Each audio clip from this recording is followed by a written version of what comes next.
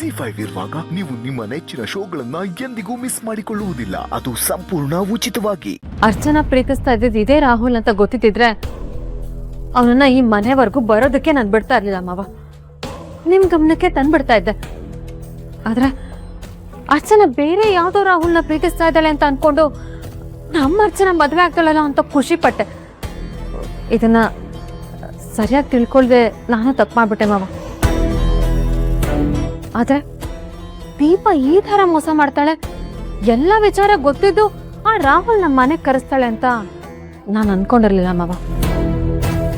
ಇಷ್ಟು ದಿನ ಅವಳನ್ನ ತುಂಬಾ ಒಳ್ಳೆ ಹುಡುಗಿ ಅಂತ ನಾನು ಅನ್ಕೊಂಡಿದ್ದೆ. ಆದ್ರೆ ಇವತ್ತು ಅವಳು ಮಾಡಿರೋ ಕೆಲ್ಸದಿಂದ ಎಲ್ರೂ ತಲೆ ತಗ್ಸೋ ಹಾಗಾಗಿದೆ. ಮೊದ್ಲು ಆ ರಾಹುಲ್ನ ನೋಡಿದ ತಕ್ಷಣ ನನಗೆ ತುಂಬಾ ಕೋಪ ಬಂತು ಮಾವ. ಆದ್ರೆ ಏನ್ ಮಾಡೋದು, ಆ ದೀಪನ್ ಮನೆಯವರೆಲ್ಲರೂ ಅಲ್ಲಿದ್ರು. ಮತ್ತೆ ನಮ್ಮ ಅರ್ಚನನ್ಗೋಸ್ಕರ ನಾನು ಸುಮ್ಮನೆ ಇರ್ಲೇಬೇಕಾಯ್ತು.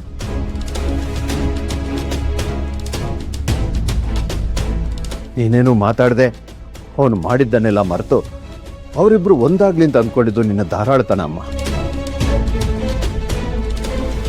ಆದರೆ ಅಂಥ ಧಾರಾಳ ಮನಸ್ಸು ನನಗಾಗ್ಲಿ ಚಿರೋಗಾಗ್ಲಿ ಇಲ್ಲ. ಅವನು ಮಾಡಿದ್ದನ್ನ, ಅವನು ನಿನ್ನ ಬಗ್ಗೆ ಕೇವಲವಾಗಿ ಮಾತಾಡಿದ್ದನ್ನ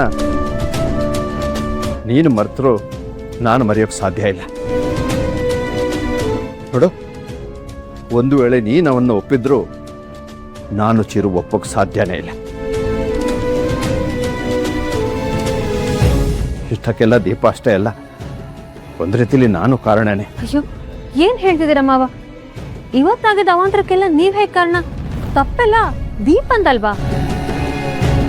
ದೀಪನೇ ಆದರೂ ನಿನ್ನನ್ನು ಅವಳನ್ನ ಒಂದೇ ತಕ್ಕಡಿಯಲ್ಲಿ ತೂಗಿ ನೀವಿಬ್ರು ಸಮ ಅಂತ ಅಂದ್ಕೊಂಡಿದ್ದು ನನ್ನ ದೊಡ್ಡ ತಪ್ಪು. ನೀನೇನು, ನಿನ್ನ ಆಲೋಚನೆ ಏನು ಅಂತ ನನಗೆ ಚೆನ್ನಾಗಿ ಗೊತ್ತಮ್ಮ. ನಿನ್ನ ಅನುಭವದ ಮುಂದೆ ಆ ದೀಪ ಇನ್ನು ತುಂಬ ಚಿಕ್ಕವಳು.